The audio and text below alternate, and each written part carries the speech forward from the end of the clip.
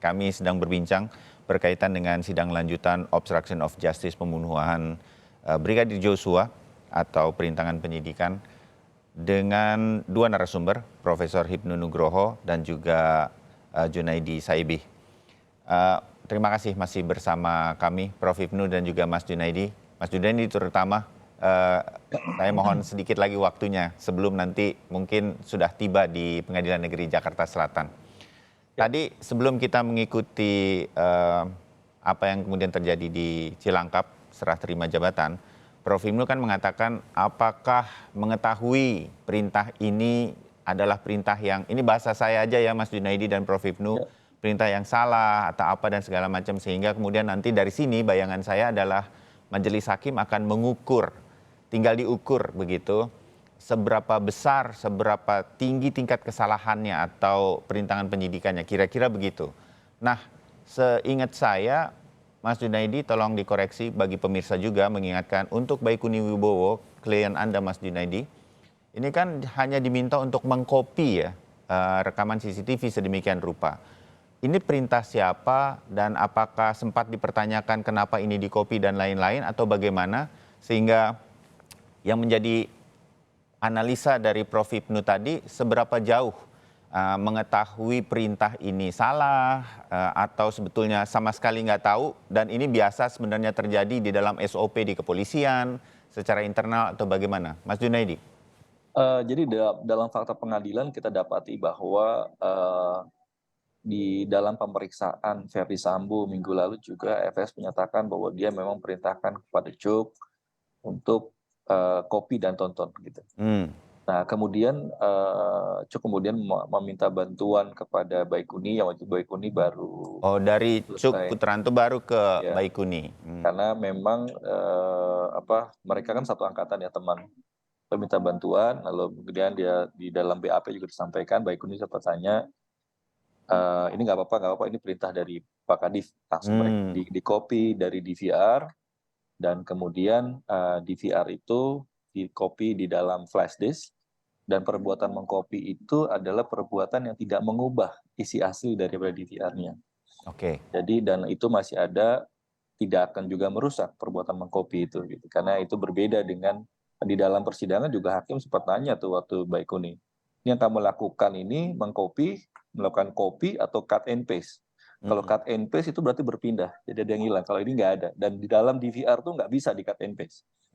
DVR hanya bisa dilakukan mengcopy, dan kami udah melakukan uji coba tuh. Jadi kami punya DVR, kita cobain kayak gimana tahapan-tahapan itu, dan memang terbukti itu nggak bisa di cut and paste, dia hanya bisa di copy, dan ketika di copy pun asli dalam DVR itu tidak akan hilang, tidak akan terhapus, dan masih ada di sana. Nah itu yang jadi concernnya kami, sehingga kalau kita balik ke dalam pasal yang dituduhkan kepada klien kami, perbuatan mengcopy itu nggak ada dalam unsur,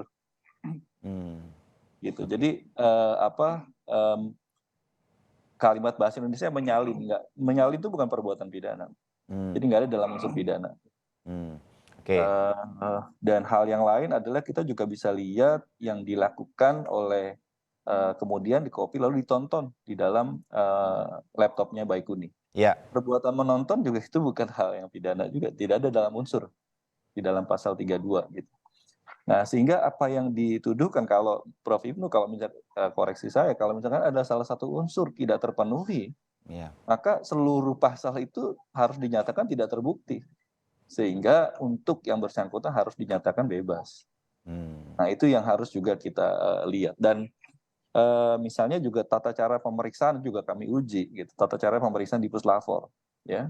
Di dalam melakukan pemeriksaan itu ada metodenya, metodologi itu sangat ketat sekali, apalagi laboratorium forensik itu adalah laboratorium dengan ISO 17025. 17025 itu adalah tata cara gimana suatu lab itu punya standar, dan standarnya itu ada basisnya, switch ya. Itu anggotanya di switch. Meskipun laboratorium bukan anggota switch, tetapi dia comply dengan beberapa metodologi dalam switch itu, di mana salah satu lembaga yang juga anggota itulah NIST, National International Standard and Technology. Nah, itu ada tahapan-tahapannya. Nah, itu juga kami uji bagaimana tahapan-tahapan itu dilakukan, bagaimana barang bukti ini diperlakukan sebagai barang bukti, bagaimana caranya diperiksa, apa aplikasi yang digunakan, bagaimana reportingnya, apakah reporting itu sudah sesuai dengan standar. Nah, temuan-temuan kami itu sudah memperlihatkan. Jadi kalau misalkan secara prosedural, ya, misalkan tata cara perolehan pemeriksaan itu dilakukan tidak sesuai prosedur, mungkin nanti bisa ditanya Prof. Ibnu, maka apakah itu bisa kita terima sebagai suatu alat bukti, sebagai kita ngomongin admisibilitas suatu alat bukti.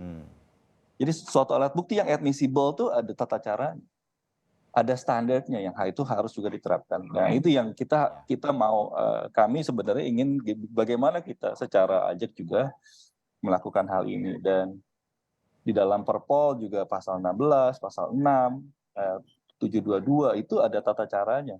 Bagaimana misalnya juga pada wewenang Paminal. Karena ini kan awalnya dilakukan dalam rangka Paminal yang itu adalah dalam rangka administratif. Dan mereka dipisahin itu. Nah, ini yang juga kita harus lihat. Nanti ada beberapa prinsip tuh antara administratif dengan kriminal yang nanti juga mungkin nanti Prof juga bisa sampaikan. Oke, jadi secara tahapan-tahapan hanya itu saja yang Baikuni Wibowo klien Anda lakukan, mengcopy saja.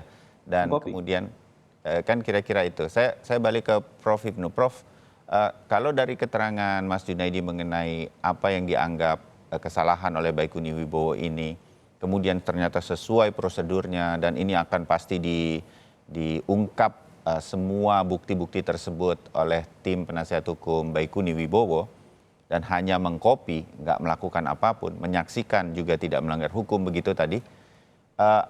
Kalau iya ini ternyata semuanya benar, akankah ini kemudian pengadilan ini nanti bisa mengungkapkan keadilan ini? Saya ingat, koreksi saya juga Prof. Ibnu dan terutama Mas Junaidi, Verdi Sambo aja pernah mengatakan, saya bingung Baikuni Wibowo kok bisa ikut serta gitu kira-kira ya, Prof. Ibnu. Iya, betul. Jadi betul Mas Bayu. Jadi memang kita harus lihat nanti tadi perannya seperti apa. Dia itu kalau memang tidak punya niat apa namanya itu pending, memending, merusak, saya kira enggak. Justru niatnya itu masuk. Kalau niat mengopi dan hasilnya sama, bahkan membantu mengungkap, itu saya kira ada nilai positif kayaknya Pak Juni. Itu yang menarik. Karena tadi saya katakan memang betul bahwa perannya itu seperti apa, merusaknya ini. Apakah memang merusak ataukah tidak? Kalau merusak... Ini harus dibuktikan di pengadilan ya? Jelas, betul. Makanya sebagai PH, Pak Jun harus juga melihat bahwa kliennya itu tidak merusak sama sekali. Bahkan niatnya pun tidak. Nilai hasil sebelum terjadinya suatu perbuatan dan sekarang tidak ada perubahan sama sekali. Kalau toh mengcopy, hasilnya tetap 100% sama. Nah, itu saya kira menjadikan debat nanti di dalam persidangan. Yang kedua, Mas Bayu, terkait ini Mas Jun, yang terkait dengan barang bukti. Ada suatu yang keliru memang betul ya. Barang bukti harusnya kalau memang tidak sah ketika itu, mekanisme sistem peradilan kita itu memang harusnya diuji. Perolehan barang bukti yang tidak betul, yaitu di pra-peradilan. Nah, tapi pertanyaannya sekarang kan sudah lewat. Ya. Jadi barang bukti yang perolehannya tidak betul, kalau nanti memang hasilnya betul, itu berarti mempunyai kekuatan pembuktian. Itu yang pahami.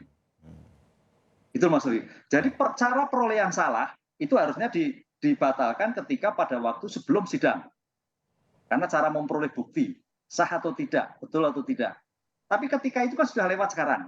Nah, kalau lewat sekarang, nilai itu yang akan diuji. Karena sudah lewat dalam sistem peradilan kita itu memang ada dua kontrol. Kontrol tentang barang bukti bernilai cara memperolehnya betul tidak ada di bidang lain, yaitu di pra-adjudikasi. Tapi ketika sudah masuk pokok perkara, di pra-adjudikasi dilewatkan. Nah, sekarang masuk hasil yang walaupun tadi mungkin syarat sahnya adalah salah, nilainya bagaimana? Karena ini sudah disampaikan di dalam persidangan. Nah, saran saya Mas Jun, nah dalam suatu menilai barang bukti itu kan versi penuntut umum. Dengan demikian kalau bisa Pak Jun dengan segala upaya untuk dicek kembali tentang cara seperti itu. Lab 4 tadi, itu sah-sah aja. Jadi diuji ulang. Seperti halnya kalau kita melihat sekarang kasus-kasus visum, otopsi dari penuntut umum, kita nggak percaya. Kembali penasihat hukum otopsi ulang ekshumasi atas kehendak penasihat hukum. Nah, Ya. disinilah akan adu argumentasi sejauh mana keterangan tersebut bernilai antara penasihat hukum dan penuntut umum. Oke, ya, Terima Mas Junedi, selain soal barang bukti ya, ingatkan saya dan juga pemirsa Kompas TV, kalau jaksa penuntut umum JPU itu menganggap Baikuni Wibowo melakukan kesalahan obstruction of justice-nya di mana menurut BAP? Saya jujur nggak membaca secara penuh berkaitan dengan obstruction of justice ini. Ya, karena kalau ini kan pasalnya dirangkai dengan penyertaan ya. Oh, Dalam eksepsi juga kami sudah mempertanyakan. Sebenarnya di dalam surat dakwaan itu harus sudah terurai. Yang dimaksud dalam pada turut sertanya ini di mana perannya di klien kami. Itu udah kami sampaikan di eksepsi, Prof. Dan juga di dalam eksepsi itu juga adalah kesempatan kami untuk mempertanyakan tentang bagaimana pengajuan berkas. Jadi formalitas masih dimungkinkan dalam eksepsi. Dan itu kami ajukan juga semenjak awal. Kenapa kok dalam BAP ini yang kami terima itu tidak ada tentang hasil pemeriksaan puslapor yang itu ada dalam surat dakwaan. Kemudian surat itu baru nyampe setelah pembuktian udah berjalan beberapa kali. Jadi kita nggak berimbang. Secara keseimbangan dalam pembuktian itu kami nggak seimbang. Yang ketiga, kita juga bisa lihat juga di dalam persidangan ini kami juga kerap kali juga mempertanyakan tentang sebenarnya ini apa sih yang mau disidangkan ini, yang perbuatan yang dilakukan oleh klien kami. oke. Dan di semenjak awal juga kami sudah sampaikan juga bahwa terhadap klien kami ini kan dalam rangka paminal itu administrasi, itu juga kami melakukan pemeriksaan di PT UN tentang perbuatan faktual yang dilakukan. Nah, itu juga hasil PT UN sekarang masih terus berjalan, sehingga Belum keluar ya? Belum lagi banding kami. Harusnya kalau berdasarkan pasal 81 KUHP itu harusnya dilakukan penundaan sampai clear ini posisinya. Di sisi yang lain, kalau kita berdasarkan pada prinsip Unavia Principle, maka seharusnya ada pilihan. Ketika itu sudah diproses secara administrasi, maka tidak perlu lagi dilakukan penal sanction yang lain gitu.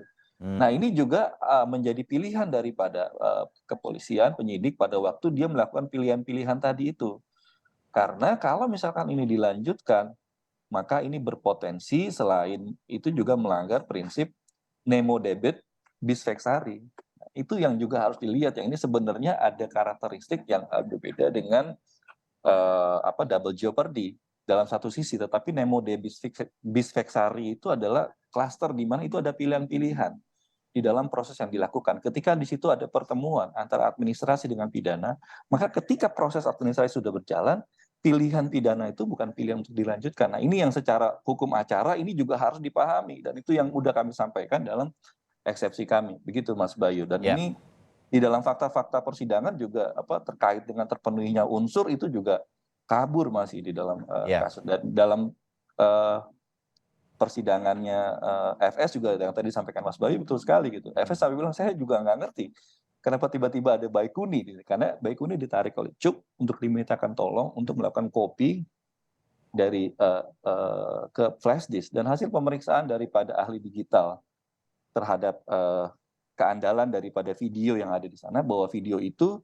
tidak ada perubahan sedikit pun dan itu masih sama seperti yang ada di dalam aslinya. Di dalam DVR, karena kan akan kelihatan di dalam lognya ya, kalau di situ ada perubahan atau ada modifikasi. Nah, itu tidak ditemukan perubahan atau modifikasi. Jadi kalau kita lihat dalam unsurnya terhadap obstruction of justice secara digital, ini kan jadi makin terang bahwa memang tidak terpenuhi unsur itu gitu. Menurut saya, Prof, itu dalam penilaian kami.